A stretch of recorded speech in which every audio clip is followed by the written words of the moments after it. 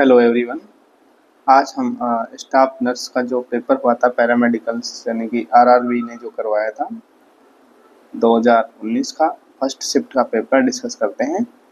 तो अभी previous year के जो भी पेपर्स हैं मैं उसको सोल्व करवाता रहूँगा, आप कृपया चैनल पे बने रहें।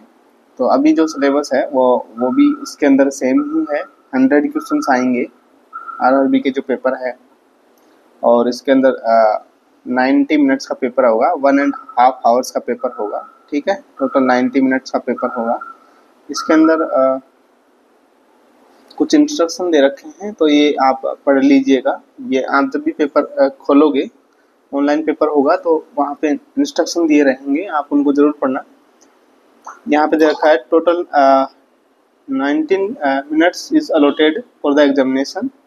The server will set your clock for you in the top right, और टॉप राइट साइड में आपको यहाँ पे एक टाइमिंग दिखाई देगा जो चलता रहेगा ऑनलाइन एग्जाम में। जैसे टाइम 0 हो जाएगा तो आपका ऑटोमेटिकली सबमिट हो जाएगा पेपर, और नेगेटिव मार्किंग रहेगी इसमें 1/3। ठीक है, सिलेबस का मैंने एक वीडियो बनाया हुआ है, आप उसको देख सकते हैं। बाकी मैंने यहाँ भी बताया है कि 70 क्वेश्चन आपके प्रोफेशनल एबिलिटी एंड नर्सिंग के आएंगे। बाकी 30 क्वेश्चन जो हैं वो नॉन नर्सिंग के आएंगे। नॉन नर्सिंग के अंदर आपका जनरल अवेयरनेस रहेगा 10 नंबर का, 10 नंबर का आपका रीजनिंग रहेगी, और जनरल साइंस रहेगी 10 नंबर। ठीक है, यहाँ पे ये पूरा दे रखा है कि जनरल अर्थमेटिक्स में क्या क्या रहेगा, रीजनिंग में क्या क्या चीज़ें रहेंगी, और जनरल अवेयरनेस और जनरल साइंस में क्या रहेगा। जनरल साइंस में आपका फिजिक्स, केमिस्ट्री और लाइफ साइंस जो है 10th स्टैंडर्ड तक वो रहेंगी। ठीक है, तो हम आप बात करते हैं क्वेश्चन पे। ये 2019 का पेपर है। 2019 का फर्स्ट शिफ्ट का जो पेपर है वो है। ठीक है, तो क्वेश्चन नंबर 1 है, which one of the following is not a type of back massage. Back massage का कौन सा टाइप नहीं है? ऑप्शन ए है effleurage, and option B soaking, option C tapping, and option D petrissage. तो इसके अंदर जो है सॉकिंग जो है ये बैक मसाज का टाइप नहीं है। ऑप्शन बी राइट आंसर रहेगा। ठीक है, नेक्स्ट देखिएगा question number 2, urethral opening located behind the penis is known as. तो पेनिस के पीछे यदि यूरेथ्रल ओपनिंग है तो उसको क्या बोलेंगे? ये पेनिस है, पेनिस के पीछे की तरफ, ठीक है, यूरेथ्रल ओपनिंग है तो इसको क्या कहेंगे हम? नॉर्मल कहाँ होनी चाहिए? ग्लांस पेनिस में यहाँ होनी चाहिए। तो ऑप्शन ए है phimosis, option B epispadias, and option C hypospadias, and option D हाइड्रोसिल्स।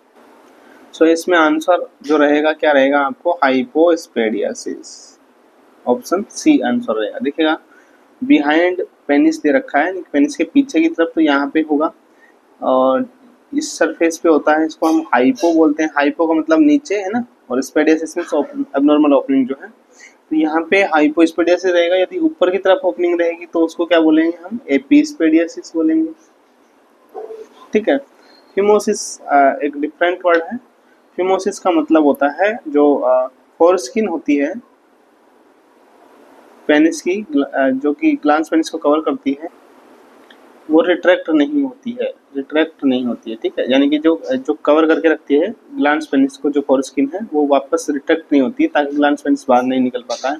उसको तो हम बोलते हैं फिमोसिस। और पैराफिमोसिस में जो स्किन रिट्रैक्ट हो गई है लेकिन वो वापस उसको कवर नहीं कर पा रही है, तो वो पैराफिमोसिस होता है। ठीक है, इसके अलावा हाइड्रोसिल जो है, यहाँ पे हाइड्रोसिल क्या है? ये है स्क्रोटम में स्वेलिंग हो गई हो। ठीक है, swell in scrotum due to fluid filled, यानी कि स्क्रोटम के अंदर पानी भर जाता है, उसको हम हाइड्रोसिल कहते हैं। नेक्स्ट देखिए question number 3, vulsellum forceps is used for gripping the. So option A perineum, option B foetal head, option C cervix, and option D है लेबियम। तो इसके अंदर जो राइट आंसर रहेगा वो है ऑप्शन सी सर्विक्स। यानी कि जो वल्सलम फोर्सेप होता है ये सर्विक्स को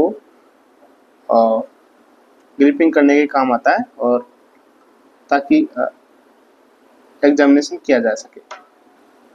वल्सलम फोर्सेप इस टाइप की होती है, ये वल्सलम फोर्सेप है, ठीक है, ये वल्सलम फोर्सेप है आपका, ठीक है। नेक्स्ट क्वेश्चन नंबर 4,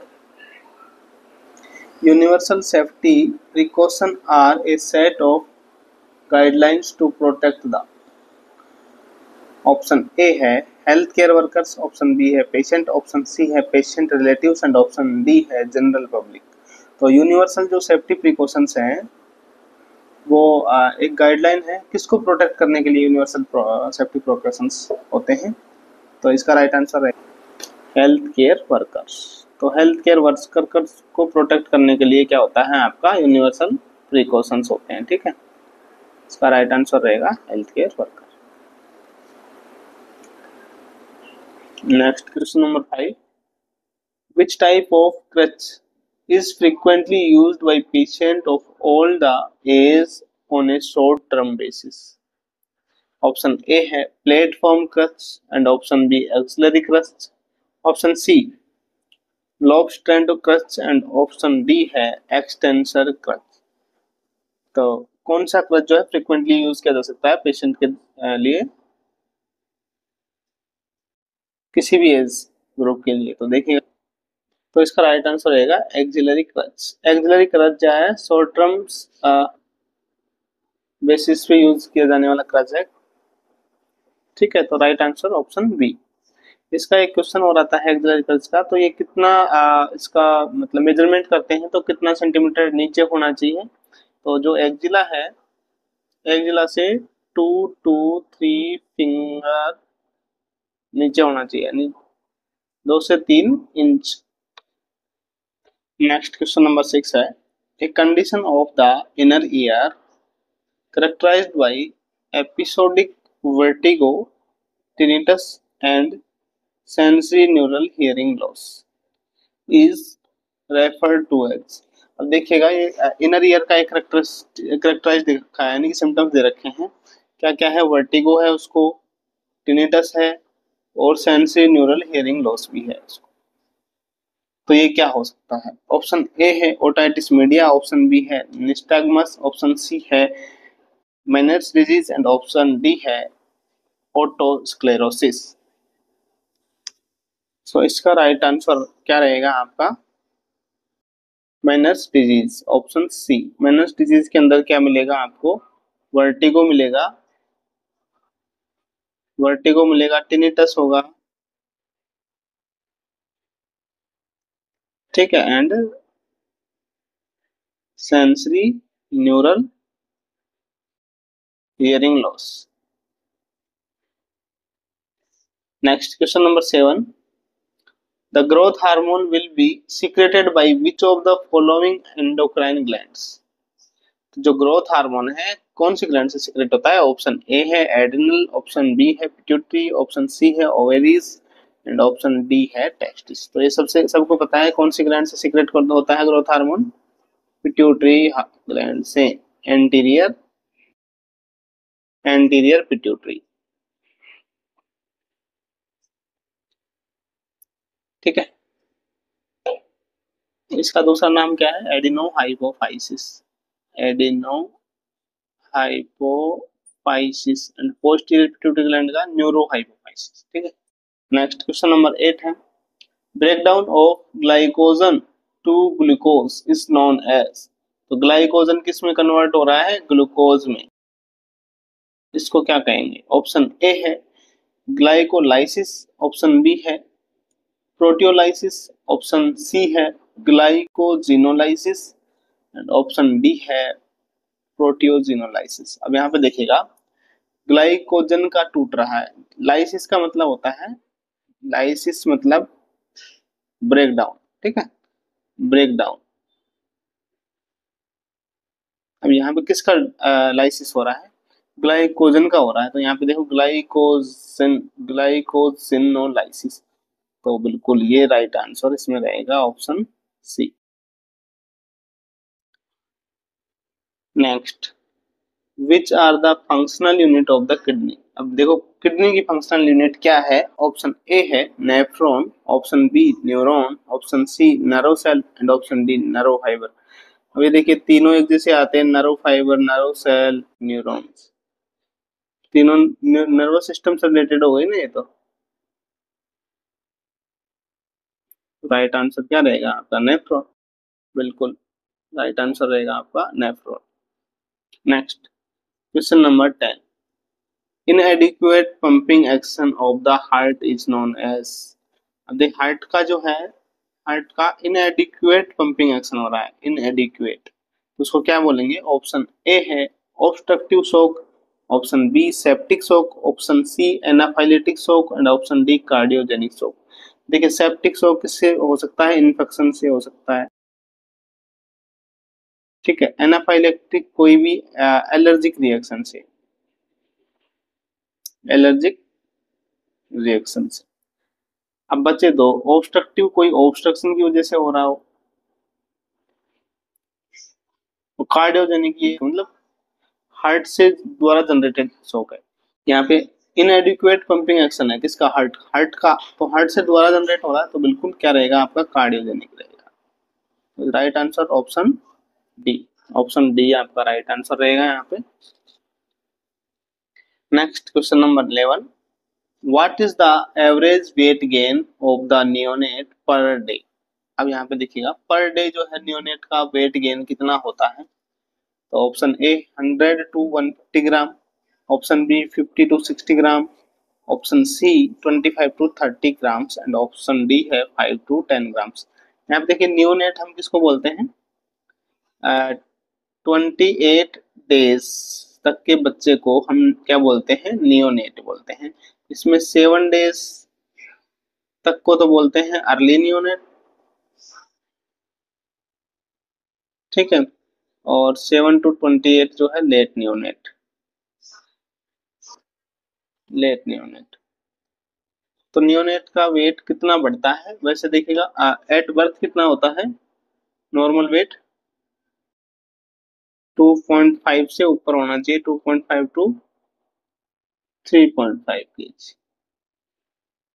ये नॉर्मल है। इसमें राइट आंसर रहेगा आपका 25 to 30 grams per day. Per day 25 to 30 grams बढ़ता है नियोनेट के अंदर, ठीक है। ये पूछता है कई बार कि वेट जो है डबल कब होता है, डबल कब हो जाता है वेट? तो 6 मंथ में डबल हो जाता है। एंड 1 ईयर पे कितना हो जाता है? 1 ईयर पे ट्रिपल हो जाता है, ठीक है, ट्रिपल हो जाता है। Next question number 12, what is the SI unit of the electric current. Electric current की जो एसआई यूनिट है वो क्या रहेगी? ऑप्शन ए है joule, option B gauss and option C ampere and option D है हेनरी। अब यहाँ पे देखिए ये जो क्वेश्चन है जनरल साइंस के क्वेश्चन है, जीएस के क्वेश्चन है, जो इसमें 30 क्वेश्चन देखने को मिलेंगे टोटल जो नॉन नर्सिंग के हैं उनमें। देखिएगा जो इलेक्ट्रिक करंट का क्या है, ऐसा यूनिट क्या है? जूल है या फिर एम्पियर है? तो इसका राइट आंसर रहेगा ऑप्शन सी, यानी कि एम्पियर। एम्पियर जो होता है, एम्पियर में नापा जाता है इलेक्ट्रिक करंट को, इलेक्ट्रिक करंट को किसमें नापा जाता है? एम्पियर में। Next question number 30, Pench national park is situated in which state. Pench national park कहाँ पे सिचुएटेड है? जीके क्वेश्चन है। Option A Uttarakhand, option B Meghalaya, Madhya Pradesh, Telangana. तो इसका राइट आंसर आपका क्या है? Option C MP. एमपी के अंदर क्या सिचुएटेड है आपका? Pench national park. Next, what does a mixture of surfactant content. जो सर्फेक्टेंट होता है उसके अंदर किसका मिक्सचर होता है? Option A protein and lipid, option B mucus and chloride, option C है protein and chloride, option D है लिपिड एंड क्लोराइड। तो देखिए सर्फेक्टेंट क्या होते हैं? जो लंग सर्फेक्टेंट होते हैं ना, लेसिथिन एंड स्पिंगोमाइलिन, लेसिथिन एंड स्पिंगोमाइलिन, ये क्या है, क्या होते हैं? लाइपोप्रोटीन के बने होते हैं, यानी प्रोटीन एंड लिपिड। तो इसका क्या रहता है? Mixer protein and lipid. जो कि किस रेशियो में रहते हैं, 2:1। और इनका मेन फंक्शन क्या है, लंग्स को कोलैप्स होने से बचाते हैं, लंग्स कोलैप्स होने से प्रिवेंट करते हैं, ये इनका मेन फंक्शन है। ठीक है, ये भी क्वेश्चन आता है। बच्चों के अंदर लंग सर्फेक्टेंट यानी कि प्रीमेच्योर बच्चे होते हैं तो उनके अंदर पूरा आर्टिफिशियल लंग सर्फेक्टेंट डाला जाता है। नेक्स्ट क्वेश्चन नंबर 15 में है, which one of the following is a tentative answer for a research question. तो tentative answer to a research question में कौन सा टेंटेटिव आंसर रहेगा? Option A operational definition, option B validity, option C objectives and option D hypothesis. ये आपका research का question आ गया है यहाँ पे, तो इसमें जो राइट आंसर रहेगा आपको क्या रहेगा? हाइपोथेसिस रहेगा। ठीक है, हाइपोथेसिस क्या होता है? ये एक रीजनेबल गेस होता है about the solution of a problem. Next हम बात करते हैं question number 16, who made valuable contribution to significant learning. Significant learning में वैल्यूएबल कंट्रीब्यूशन कौन करता है? ऑप्शन ए है इवान पेवलो, ऑप्शन बी है BF स्किनर, ऑप्शन सी है कॉलर एंड ऑप्शन डी है थ्रॉन्डी। तो देखिए सिग्निफिकेंट इनसिग्निफिकेंट लर्निंग जो होती है उसके लिए कंट्रीब्यूशन जो रहता है आपका, और उसका राइट आंसर रहेगा option C collar. Option C is right answer. Next देखिएगा question number 17, which is the hormone that increase water reabsorption by increasing a water channel or aquaporins। तो कौन सा हार्मोन जो है वाटर रिएब्जॉर्प्शन को बढ़ा देगा? तो ऑप्शन ए है angiotensin hormone, option B aldosterone hormone, option C anti diuretic hormone और option D arterial natriuretic peptides hormone. And option D है एट्रियल नाट्रियूरेटिक पेप्टाइड हार्मोन। तो यहाँ पे देखिएगा जो वाटर के रिएब्जॉर्प्शन को बढ़ाने वाला हार्मोन है वो कौन सा होता है आपका? AD anti diuretic hormone, ADH. ठीक है, एडीएच कहाँ से सीक्रेट होता है? एडीएच पोस्टीरियर पिट्यूटरी ग्लैंड से। पोस्टीरियर पिट्यूटरी ग्लैंड जिसको हम क्या बोलते हैं? न्यूरोहाइपोफाइसिस। इस न्यूरोहाइपोफाइसिस से दो ही हार्मोन सीक्रेट होते हैं, एक तो ये होता है और दूसरा आपका होता है ऑक्सीटोसिन। ठीक है, अब ये देखिएगा एडीएच की कमी से, इसकी इनसफिशियंसी से कौन सा रोग हो जाता है? इसकी इनसफिशियंसी से डायबिटिक इंसफिशियंस हो जाता है। इस एडीएच का दूसरा नाम क्या है? वेसोप्रेसिन भी बोलते हैं इसको, वेसोप्रेसिन। ठीक है, next question number 18, the analysis of the pattern of the Loki of structures within the body plan of an organism that forms the basis of taxonomical categorization is। ये भी आपका किसका क्वेश्चन है? जनरल साइंस का question है। इसमें option A है experimental morphology, option B है मोलिकुलर मॉर्फोलॉजी, ऑप्शन सी है फंक्शनल मॉर्फोलॉजी, ऑप्शन डी है कॉम्परेटिव मॉर्फोलॉजी। तो इसके अंदर जो राइट आंसर रहेगा वो क्या रहेगा आपका? Comparative morphology, option D.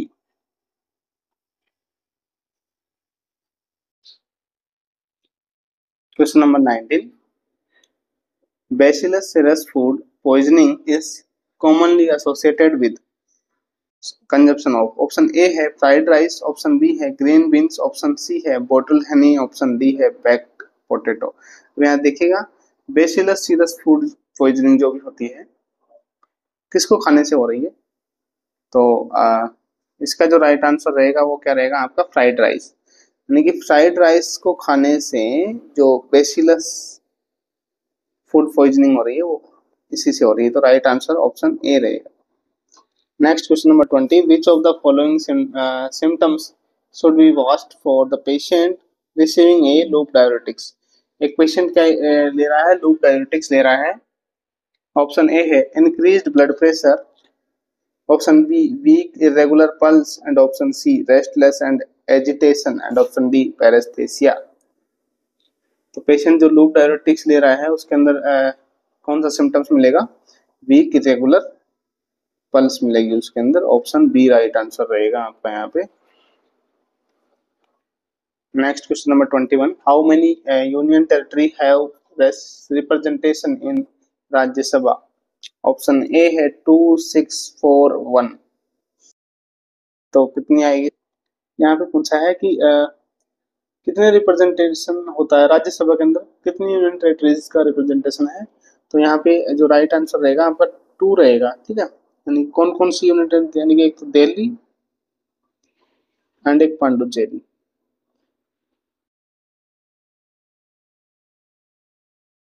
ये दोनों ही राज्यसभा रिप्रेजेंटेशन है, तो आंसर इसके अंदर 2 आएगा। राज्यसभा क्या होता है आपका? अपर हाउस भी बोलते हैं इस राज्यसभा को, अपर हाउस। ठीक है, एक होता है लोकसभा। लोकसभा क्या है? Lower house. जो मैक्सिमम स्ट्रेंथ है राज्यसभा की वो कितनी है? 250 मेंबर्स। जो करंटली है वो कितनी है? 245। ठीक है, करंटली जो स्ट्रेंथ है वो है 245। और जो प्रेसिडेंट ऑफ इंडिया है वो नॉमिनेट करता है total 12 members to Rajya Sabha. Rajya Sabha में 12 मेंबर्स कौन नॉमिनेट करता है? President of India. जो निम्न सदन है लोकसभा, लोकसभा की जो टोटल स्ट्रेंथ है वो है 543। ये लोकसभा की क्या है? Total strength. और टोटल यूटी कितनी है यदि पूछा जाए, यूनियन टेरिटरी टोटल है कितनी, तो वे आपकी प्रेजेंटली कितनी यूनियन टेरिटरीज हैं? 8। 8 यूटीज हैं, यानी कि अंडमान निकोबार, चंडीगढ़, दादर नागर Haveli and Daman and Diu, Delhi, Jammu and Kashmir, Ladakh and Lakshadweep and Pondicherry. हो गए 8। 1, 2, 3, 4, 5, 6, 7 और 8। ठीक। नेक्स्ट क्वेश्चन है 22, विच one of the following is A second line drugs for tuberculosis? तो ट्यूबरकुलोसिस के लिए सेकंड लाइन ड्रग्स कौन सी है इनमें से? ऑप्शन ए है रिफाम्पिसिन, थाम्बुटोल, ऑप्शन सी है अमीकासिन एंड ऑप्शन डी है आइसोनियाजिड। तो यहाँ पे देखिएगा जो सेकंड लाइन ड्रग्स है वो रहेगी आपकी ऑप्शन सी, यानी कि अमीकासिन। अमीकासिन क्या है? सेकंड लाइन ड्रग्स है टीबी के लिए। जो इसकी फर्स्ट लाइन ड्रग्स हैं, टीबी की फर्स्ट लाइन ड्रग्स वो कौन कौन सी हैं? आइसोनियाजिड, ठीक है, रिफाम्पिसिन, इथाम्बुटोल और पायरोजिनामाइड। इसके अलावा स्ट्रेप्टोमाइसिन। ये इसकी फर्स्ट लाइन ड्रग्स है।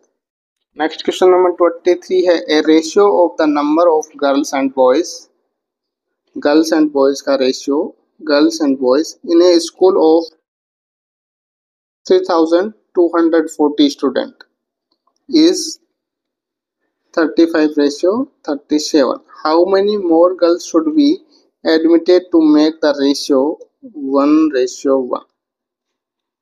तो यहाँ पे क्वेश्चन है कि टोटल स्टूडेंट हैं आपके 3240। ये मैथ का क्वेश्चन है। इसके अंदर जो गर्ल्स बॉयज और गर्ल्स का रेशियो है वो गर्ल्स बॉयज का रेशियो है 35:37। तो इसमें कितनी और गर्ल्स ऐड की जाएं ताकि उनका रेशियो 1:1 हो जाए? तो यहाँ पे देख लीजिए, ये मान लो हम इसको क्या मान लेते हैं, 35 और 37 है, ये रेशियो में दे रखा है यहाँ पे। तो इन दोनों रेशियो का योग करते हैं, 35 + 37, तो ये कितना होता है? 7, 5, 12 और 3, 3, 1, 4, 72। तो ये 72 होता है, ठीक है। तो यानी कि इस 72 किसके बराबर है, यहाँ पे दे रखा है 3240, क्योंकि टोटल इतने स्टूडेंट है और हम रेशियो को कैलकुलेट करते हैं तो ये होता है। अब हम यहाँ पे एक का यानी कि 35 का मान निकाल लेते हैं कि 35 के बराबर क्या होगा। तो 35 के बराबर निकालने के लिए 72 इंटू 35 कर देंगे, ठीक है। तो ये हो जाएगा आपका 1575। तो ये तो किसकी वैल्यू आ गई, 35 की वैल्यू आ गई, ठीक है। यानी गर्ल्स हैं, ये टोटल गर्ल्स हैं। यदि बॉयज की बात करें तो बॉयज कितने हैं, तो इसमें 3240 डिवाइडेड बाई 72 इंटू 37। तो ये आपका हो जाएगा, ये कितने बार कट जाएगा, ये आपका 45 बार कटता है, ठीक। तो 45 इंटू 37 ये आएगा 1665। अब यहाँ पे हमने देखा कि ये तो गर्ल्स हो गई 1575 और 1665 बॉयज हो गए। अब इनको बराबर करना है, यानी कि हमें कितनी करनी है कि बॉयज और गर्ल्स का रेशियो बराबर हो। तो गर्ल्स कम है, तो यहाँ पे देखिएगा 1665 में माइनस कर देंगे, कितनी गर्ल्स कम है, 1575। जीरो 16 में से 7 गए तो 9, ठीक है, 90। तो हम क्या करेंगे, 90 इसमें और ऐड कर देंगे, तो ये आंसर आ गया आपका। 90 लड़कियां और ऐड कर देंगे तो इनका रेशियो क्या हो जाएगा, 1:1 हो जाएगा, ठीक है। Next question number 24, the surgical removal of the entire eye alongs with the part of the optic nerve. अब यानी सर्जिकल रिमूव किया गया है किसका, आई का, पूरी आई का, entire I along with part of the optic nerve, optic nerve को भी निकाल दिया। इसको क्या टर्म कहेंगे, इसको क्या टर्मिनोलॉजी रहेगा। ऑप्शन ए है केरेटोमेलियोसिस एंड ऑप्शन बी है एन्यूक्लिएशन, ऑप्शन सी है केरेटोटोमी, ऑप्शन डी है विट्रियोरेटिनल सर्जरी। तो एंटायर आई को निकालेंगे तो उसको बोलते हैं हम एन्यूक्लिएशन। तो इसकी टर्मिनोलॉजी रहेगी एन्यूक्लिएशन, ऑप्शन बी राइट आंसर रहेगा इसमें। Next question number 20, question number 25, what is the other term for recovery from an illness. तो इलनेस से रिकवरी की जो अदर टर्म है वो क्या रहेगा, ऑप्शन ए है रेशनलाइजेशन, ऑप्शन बी है reaction formation, option C regression, option D remission. तो जो रिकवरी फ्रॉम इलनेस का जो टर्म यूज करते हैं उसके लिए उसको हम क्या बोलते हैं, remission, option D right answer रहेगा, ठीक है। Next question number 26, the process by which ADP phosphorylated by Pi inorganic phosphate to ADP in the electron transport chain is known as। तो इसको क्या बोलते हैं, option A oxidative phosphorylation, option B oxygenesis, option C hydro peroxidase and option D है oxidase. इसका right answer रहेगा आपका option A oxidative phosphorylation. Next question number 27, the removal of tissue from the pleural sac is known as. देखिए pleural sac से tissue निकाला गया उसको क्या कहेंगे, option A liver biopsy, lungs biopsy, spleen biopsy and pleural biopsy. Pleural sac से निकाला गया तो उसको सीधा सा क्या है, प्लूरल बायोप्सी ही कहेंगे, और टिश्यू लिया है इसलिए बायोप्सी कहेंगे, ठीक है। यदि फ्लूइड्स लेते हैं, जैसे मान लो फ्लूइड बल जाता है प्लूरल स्पेस में, उसको क्या बोलते हैं, उसको बोलते हैं प्लूरल इफ्यूजन, प्लूरल फ्यूजन, यानी कि फ्लूइड एक्युमुलेशन हो जाता है उसको प्लूरल इफ्यूजन बोलते हैं। Next question number 28, the pacemaker of the heart is characterised by. तो पेसमेकर ऑफ हार्ट किसको बोलते हैं, arch of aorta, option B bundle of His, AV node, SA node. तो जो है पेसमेकर किसको बोलते हैं, एसए नोड। राइट आंसर रहेगा आपका ऑप्शन डी, एसए नोड को क्या बोलते हैं, pacemaker of. Next question number 29, the important characteristics of the primary group is, option A indirect communication, option B impersonal relationship and option C voluntary membership and option D face to face contact। तो primary जो group है उसका जो important characteristic क्या होना चाहिए, face to face contact, option D right answer है इसमें। नेक्स्ट क्वेश्चन है 30, what is the symbol of element tungsten. जो दो एलिमेंट है टंगस्टन, टंगस्टन का जो सिंबल क्या है, तो इसका राइट आंसर रहेगा आपका डी। यानी कि जो टंगस्टन का जो सिंबल रहता है वो क्या रहेगा, डब्लू।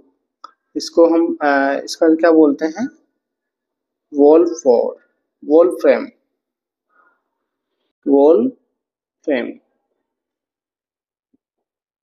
ठीक है, ये जनरल साइंस का क्वेश्चन है।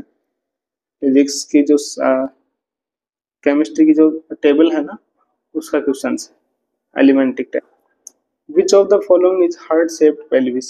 हार्ट शेप पेल्विस किसमें, मतलब क्या बोलते हैं, इसका क्या टर्म है, तो जिसके अंदर पेल्विस हार्ट शेप होती है।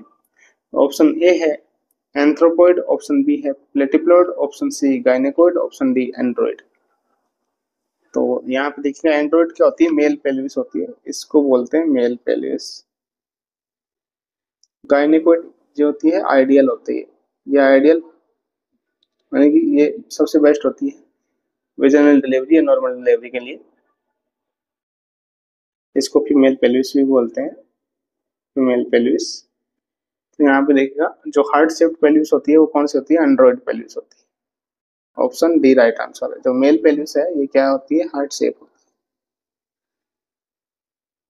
तो ध्यान रखना, मेल पेल्विस, मेल के अंदर एक हार्ट यहाँ भी होता है, मतलब याद करने के लिए। तो हार्ट शेप पेल्विस होती है मेल की जो होती है, एंड्रॉइड। नेक्स्ट है question number 32। The money that is spend two by assets such as land, building, machine and other equipments is called। तो ऐसा पैसा जिससे हम क्या खरीद रहे हैं, बिल्डिंग, मशीन या जमीन वगैरह खरीद रहे हैं, तो उसको क्या कहेंगे, इन्वेस्टमेंट कहेंगे, डिसइन्वेस्टमेंट कहेंगे, ट्रेड बैरियर कहेंगे, या फिर ऑल ऑफ द। तो इसको हम बोलते हैं investment. Option A right answer रहेगा इसमें। ठीक है, next question number 33।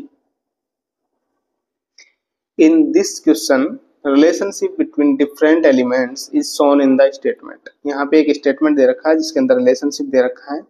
This statement is followed by three conclusion। उसके बाद थ्री कंक्लूजन दे रखे हैं। Assume the given statement to be true and chosen the answer from the given option। तो statement क्या है, G is equal to L greater than E less than A less than और equal M. अब यहाँ पे conclusion क्या है, ये कंक्लूजन दे रखा है इसने कि एल जो है ग्रेटर देन एम है। तो यहाँ पे देखिएगा, आप पहले स्टेटमेंट को हम सबसे पढ़ेंगे फिर कंक्लूजन पे देखेंगे। यहाँ पे दे रखा है जी है, जी बराबर है एल के, और एल जो है ग्रेटर देन ई है। अब यहाँ पे ई है वो लेस देन है, ई किससे लेस देन है, ए से, और ए है वो लेस देन है एम से। अब यहाँ पे दे रखा है कंक्लूजन में एल जो है ग्रेटर देन एम है। तो यहाँ पे जो है इस स्टेटमेंट को देख के हमें आंसर देना है, ये स्टेटमेंट है। अब स्टेटमेंट के अकॉर्डिंग हम इन कंक्लूजन्स को देखेंगे कि ये सही बैठते हैं कि नहीं है। यहाँ पे देखिएगा स्टेटमेंट दे रखा है हमारा कि एल जो है बड़ा है ई से, लेकिन ई जी जो है बराबर है एल के, और एल जो है ग्रेटर देन है ई से। ई लेकिन ई क्या है, छोटा है किससे, ए से, और ए जो है ए छोटा है और बराबर है, या तो छोटा या बराबर है एम से। अब यहाँ पे एल का दे रखा है कि एल बड़ा है एम से, तो एल एम से बड़ा है, या फिर यहाँ पे क्या डेफिनेटिव कुछ इससे मेलजोल नहीं हो रहा है, और जी बड़ा है ए से, जी बड़ा है ए से, और ए बड़ा है एल से। तो ये ऐसे दे रखा है, तो यहाँ पे कौन सा राइट आंसर होगा, all the follow. Option B है ओनली 1 and 2 फॉलो कर रहे हैं इसको, ऑप्शन सी है none of the above, and option D only second and third follow. तो इसमें क्या आएगा आंसर आपका, नॉन ऑफ द अबव, कोई भी फॉलो नहीं कर रहे इसको। ठीक है, जो कंक्लूजन है, जो स्टेटमेंट है, इस स्टेटमेंट को कोई भी कंक्लूजन फॉलो नहीं कर रहा है। नेक्स्ट है 34। Which is the process of recording the electrical potential of skeletal muscles? Skeletal muscles की electrical potential रिकॉर्ड की जा रही है, and nerve supplying them by inserting the small needle electrodes into the muscles। तो उस process को क्या कहेंगे, ईसीटी, ईईजी, ईसीजी या ईएमजी। तो यहाँ पे देखिएगा ईसीटी तो क्या होती है, electro convulsive therapy. Electro convulsive therapy किस में दी जाती है, ये आपको ब्रेन के लिए, ठीक है, मतलब किसके लिए दी जाती है, मेंटल इलनेस को ट्रीट करने के लिए दी जाती है, यानी कि ये दी जाती है आपकी सीजर्स के अंदर, ठीक है, सीजर्स वगैरह के अंदर, सीवियर डिप्रेशन के अंदर दी जाती है। सीवियर डिप्रेशन के लिए जो इंडिकेशन पूछा जाता है ईसीटी का, तो यहाँ पे रहेगा सीवियर डिप्रेशन, इसका राइट आंसर रहता है। दूसरा है ईईजी। ईईजी क्या होता है, इलेक्ट्रोएन्सेफेलोग्राफी। इलेक्ट्रोएन्सेफेलोग्राफी इसके अंदर क्या है, ब्रेन्स की वेव की स्टडी की जाती है, ठीक है, ब्रेन की वेव्स की स्टडी की जाती है। ईसीजी है इलेक्ट्रोकार्डियोग्राफी, इसमें हार्ट की स्टिमुलेशन, हार्ट की जो वेव्स है उनकी स्टडी की जाती है। ईएमजी, यहाँ पे देखिएगा ईएमजी दिख रखा है, इसका मतलब है इलेक्ट्रोमायोग्राफी, ठीक है। तो ये इलेक्ट्रोमायोग्राफी किसके लिए की जाती है, ये इलेक्ट्रिकल पोटेंशियल रिकॉर्डिंग की जाती है किसकी, मसल्स की, स्केलेटल मसल्स की। तो राइट आंसर क्या रहेगा आपका, option D. Next question number 35। The time interval between infection of suspected person and appearance of sign and symptom of the disease is called। तो देखिएगा जो टाइम इंटरवल है किस किस के बीच में, infection of suspected person, infection से लेके सिम्टम्स अपीयर्स की, तो उस टाइम पीरियड को क्या कहते हैं, isolation period, quarantine period, incubation period और रिकवरी पीरियड। तो देखिएगा ये जो पीरियड रहता है इसको हम कहते हैं इंक्यूबेशन पीरियड, यानी ऑप्शन सी राइट आंसर रहेगा इसमें। जहाँ से इन्फेक्शन हुआ है वहाँ से लेके जब तक सिम्टम्स अपीयर होते हैं तो उसको हम इंक्यूबेशन पीरियड कहते हैं। Next question number 36, which is decreased as a power house of the cell. Next है question number 36, which is described as a power house of cell. ये भी जीएस का क्वेश्चन है वैसे। अब देखिएगा यहाँ पे पावर हाउस ऑफ सेल किसको कहा जाता है, option A ribosomes, option B nor epinephrine, option C mitochondria and option D Golgi apparatus. तो पावर हाउस ऑफ सेल किसको कहा जाता है, माइटोकॉन्ड्रिया। माइटोकॉन्ड्रिया को क्या कहा जाता है, कोशिका का शक्ति ग्रह, power house of the cell. Next question number 37, prions include, option A है ओनली डीएनए, ऑप्शन बी है DNA and RNA, option C है RNA RNA and option D proteins. तो देखिए प्रेयॉन्स क्या होता है, ये एक इन्फेक्टियस प्रोटीन होता है, इन्फेक्टियस प्रोटीन, ठीक है। ये क्या करता है, group of brain disease cause करता है, जो कि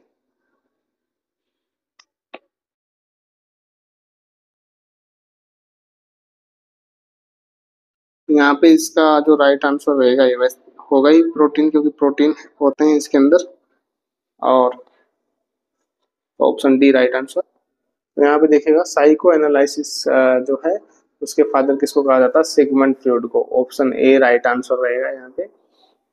next question number 39, how many calories does 1 gram of fat given. तो 1 ग्राम फैट जो है कितनी कैलोरी देता है, option A 8, option B 9, option C 4 and option D 6। यहाँ पे देखिएगा तो यहाँ पे देखिएगा 1 ग्राम फैट देता है 9 कैलोरी, कार्बोहाइड्रेट देता है 4 कैलोरी और प्रोटीन भी 4 कैलोरी। तो इसमें राइट आंसर रहेगा 1 ग्राम फैट कितना देगा, 9 कैलोरीज। नेक्स्ट क्वेश्चन नंबर 40 है, who is known as the Napoleon of India. तो इंडिया का नेपोलियन किसको कहा जाता है, ऑप्शन ए है Chandragupta, option B Krishnadevaraya, option C Nagarjuna, option D है समुद्रगुप्त। तो यहाँ पे देखिएगा समुद्रगुप्त इसमें राइट आंसर रहेगा। समुद्रगुप्त को क्या कहा जाता है, नेपोलियन ऑफ द इंडिया। यह आपका हिस्ट्री का क्वेश्चन हो गया। Next question number 41, a large have the mass of scar tissue developed and extending beyond the wound surface is known as, option A है keloids, option B acne scar, option C hypertrophic scar and option D है contracture scar. तो यहाँ पे देखिए large have the mass है scar tissue को, तो उसको हम बोलते हैं keloid. Option A right answer रहेगा यहाँ पे। नेक्स्ट देखिएगा क्वेश्चन नंबर 42, ये भी आपका किसका क्वेश्चन है, मैथ का क्वेश्चन है। ठीक है, इसको कर लेते हैं। By selling the CPU RS 6325 a man make the profit of 15%. At what price should he sell to make the profit 25%? अब यह देखिएगा एक CPU वो जो बेचता है कितने रुपए में, सेलिंग प्राइस यहाँ पे कितना है 6325 रुपए, तो उसको कितना परसेंट लाभ होता है 15%। अब उसको कह रहा है कि 25% लाभ चाहिए तो कितने में बेचे। अब यहाँ पे देखिएगा, मान लो उसने कितने रुपए में खरीदी है, वो खरीदा है 100 रुपए में, तो 100 रुपए में खरीदा है तो कितने रुपए में बेचा है, तो 15% का लाभ हुआ 115 रुपए में। ठीक है, 15% लाभ में बेचा तो 115 रुपए में बेचा ना। अब जब 115 रुपए किसके बराबर है, ये तो हमने मान रखा है और सेलिंग प्राइस दे रखा है, तो 115 रुपए किसके बराबर है 6325 रुपए के बराबर है। तो हमें कितना में बेचना है उसको, हमें बेचना है 25% लाभ पे, यानी कितने भी बेचना है 125 रुपए पे। तो 125 का मान निकाल लेंगे। जब हमें पता है 115 का बराबर इतना है तो हम निकाल सकते हैं ना 125 का मान। तो यहाँ पे देखिएगा 6325 यानी कि 115 बराबर है, तो 1 के बराबर जाएगा तो 115 नीचे आ जाएगा, 125 के बराबर आएगा तो 125 यहाँ पे गुणा कर देंगे। तो ये जो आंसर आएगा ये क्या रहेगा आपका, हाँ यहाँ पे देखिए ये कट जाएगा 55 बार, 55 को हम 125 से गुणा कर देंगे, तो करिए गुणा 125 से, तो ये लगभग आ जाएगा कितना 6 हाँ, तो ये आ जाएगा 6875। तो यहाँ पर राइट आंसर देखिएगा 6875, यानी ऑप्शन ए राइट रहेगा यहाँ पे। ठीक है, समझ में आ गया ना ये। ठीक है, मैथ के क्वेश्चन में अलग से और बता दूंगा आपको। मैथ देखिएगा क्वेश्चन नंबर 43 है, two bells rings at interval of 88 seconds and 58 seconds.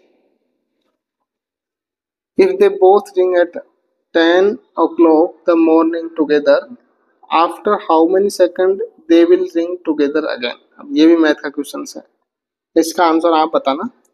Thank you for watching the video. और नेक्स्ट इसके 43 से 45 से लेके जो क्वेश्चन से आगे वाले क्वेश्चन मैं जल्दी अपलोड करूंगा। थैंक्स।